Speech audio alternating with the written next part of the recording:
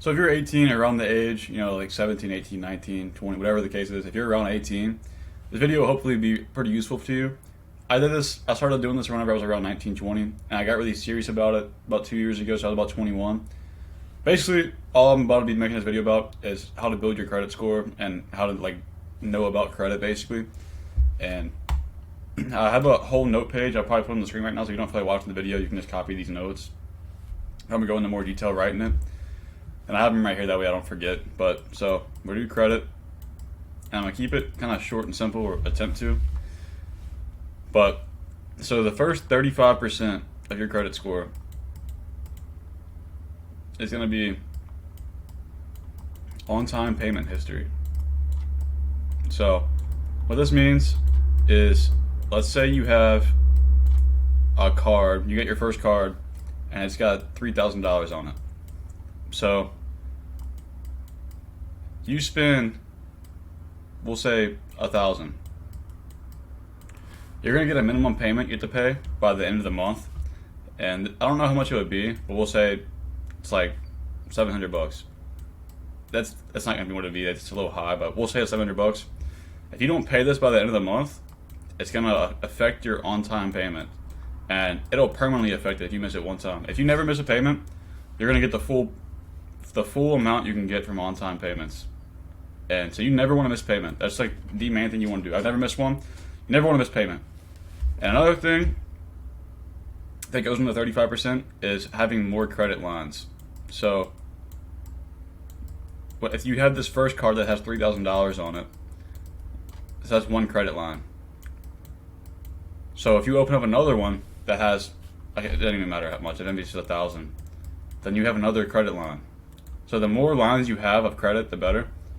And they need to have history. So whenever they're first open, it's not going to be as good, but it's still worth having, because over time it's going to have more history, right? And you want to actually be using these cards. You don't want to just let it sit and never use it. You want to actually use them that way they're building credit history. So yeah, this whole 35%, you just have more credit lines and always make your on-time payments. And you'll get that whole thing right there, right? Now the next 30% is from credit utilization. And basically what that means is you want to have, we'll go back to, say you have that first card that's worth $3,000. You spend $300 on it. So 10% of $3,300. So you use 10% of your credit. So you have a 10% credit utilization. What you want to do is avoid using a high amount of utilization. You would think to use more, right? That way you're building more credit. But you don't want to go above 30%. I think it's 30%, let me check.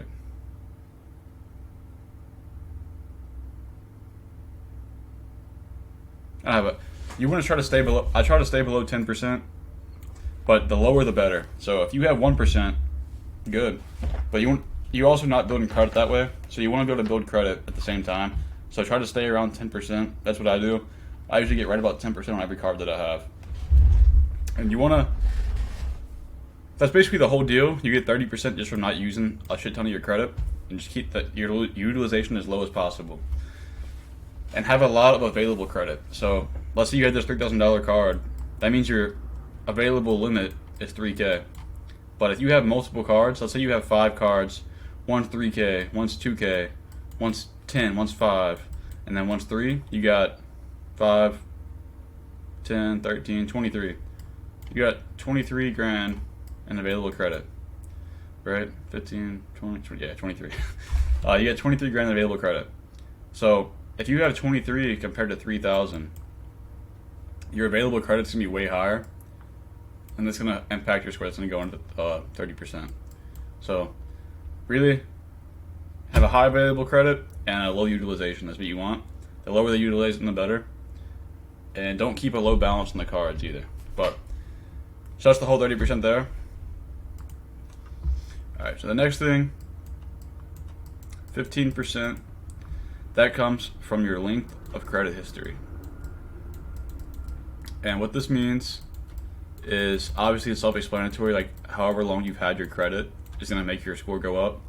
But let's say you had your first card a $3,000 card. Let's say you got it when you were 18, which is good. You want to get your first card as soon as possible. Literally the day you turn 18, you should be getting your first credit card because it'll help your credit score.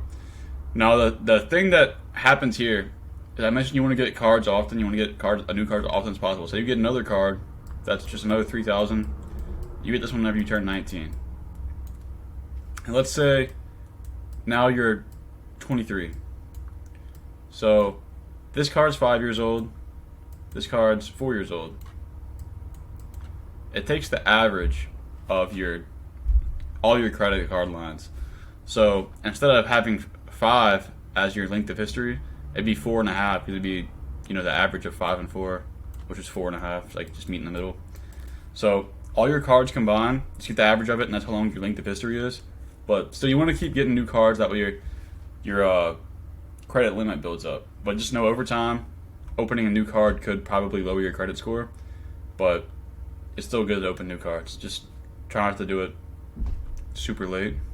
Another 10%.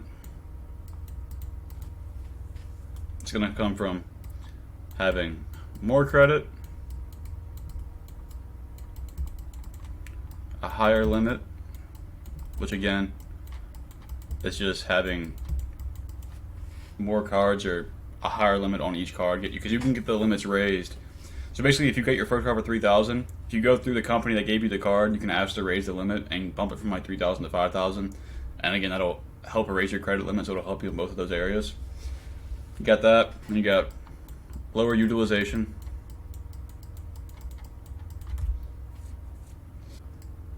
more on-time payments,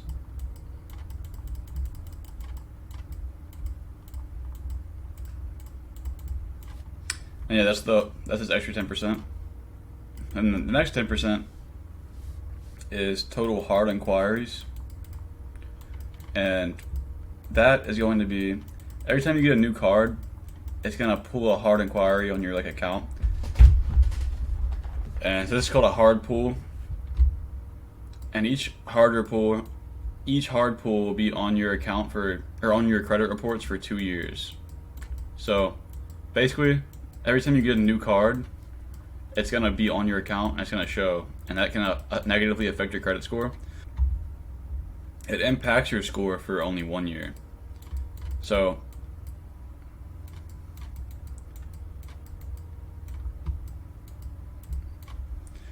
basically, whenever you get a hard pull from trying to get a new card, whenever they pull your credit, it'll show in your report for 2 years, and it'll lower your score. But after 1 year, it'll stop impacting your score, and it'll get taken off, and you'll just get the benefits from it. It'll take away the negative. So you want to get new cards like every 6 months to a year, because in a year from then, it'll get taken off your account, and you'll just have a higher credit limit, and it'll get removed, so your score will go up.